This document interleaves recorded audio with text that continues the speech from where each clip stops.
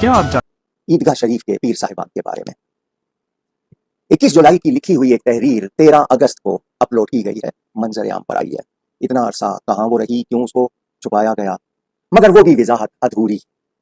पहली बात तो ये, मैं मोहतरम पीर हसन नसीब रहमान साहब से कहूंगा, आप कहते हैं आपके खिलाफ प्रोपेगेंडा, जब आप खुद एतराफ कर रहे हैं, आप गए हैं, दावत कबूल की, तो फिर प्रोपेगेंडा का क्या मतलब हो गया? आप तो खुद तस्लीम कर रहे हैं।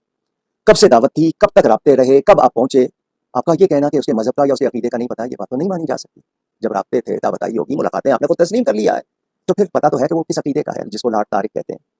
वो जो पुरानी कहावत है ना कि कुएं में जानवर गिर गया तो फतवा पूछा तो मुफ्ती साहब ने कहा इतना पानी निकालो तो कुआं पाक हो जाएगा। वो पानी निकाला, बदबू ना गई, तो मुफ्ती साहब ने पूछा कि पहले वो जानवर निकाला या नहीं? कहने लगे जानवर तो नहीं निकाला।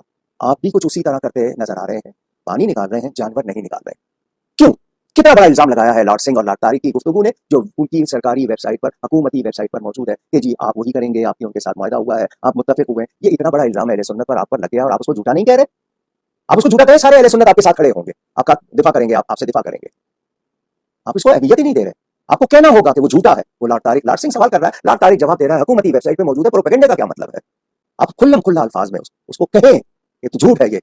अगर आप उसको झूठा नहीं कहते, आपकी ये सारी वजाहतें अधूरी रहेंगी, आप बरी जिम्मा नहीं हो सकते। आपका ताल्लुक, और फिर अब तो बरतानिया में सबके मुंह पर आ गया है कि कितने मिलियन पाउंड दिए गए हैं। बर्मिंगम में कोई ईदगाह आपका सेंटर मरकज बना है, वो 2 मिलियन या कितने मिलियन पाउंड का खरीदा गया है। ये खबरें लोगों की है। तो आपको उस लॉर्ड सिंह और लॉर्ड तारिक की उस बात जो उनकी वेबसाइट पे मौजूद है, उसको कहना होगा कि आपकी शोहरत को नुकसान, आपको दावा किया है उसने, आप उसको हल्का ले रहे हैं। आपको कहना होगा, अगर आपके नजदीक वाकई ईमान की अहमियत है तो ये कहना होगा, तब आप बरी जिम्मा होंगे। और फतावा रज़विया की रोशनी में तो बहुत सख्त बारह वो जो तहरीर आई है आपकी वजाहत, वो भी अधूरी है।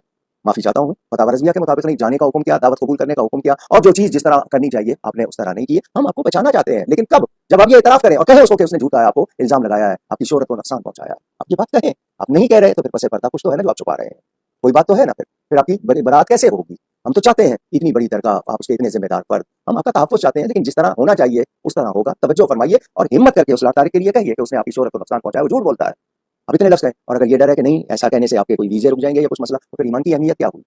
फिर वो सोचना होगा। और अगर ये कि नहीं उसके बाद वो उसके पास आपके बारे में कोई सबूत हो, वो मंजर आम पर आ जाएंगे, तो फिर बात तो वहीं रहेगी। तो इसका हल जो सही है पूरी तरह वो निकालिए। ये जो आपके कुछ सफ़ात आए हैं, ये उसको आपको बरी ज़िम्मा नहीं कर रहे, और हम आपको बचाना चाहते हैं। आप खड़े हों, अहले सुन्नत आपका साथ देंगे, और फिर इम्तिनाए कादियानियत के बारे में जो आपका किरदार होना चाहिए वो भी सामने आए। क्योंकि अगर आप, वो तो आपने अकीदे के बारे में बात की है ना, अब बाकी बात भी फिर उसका सबूत दीजिए, उसको किरदार को पेश कीजिए। अल्लाह करे कि आप ऐसा करें और ये मामला क्लियर हो सके।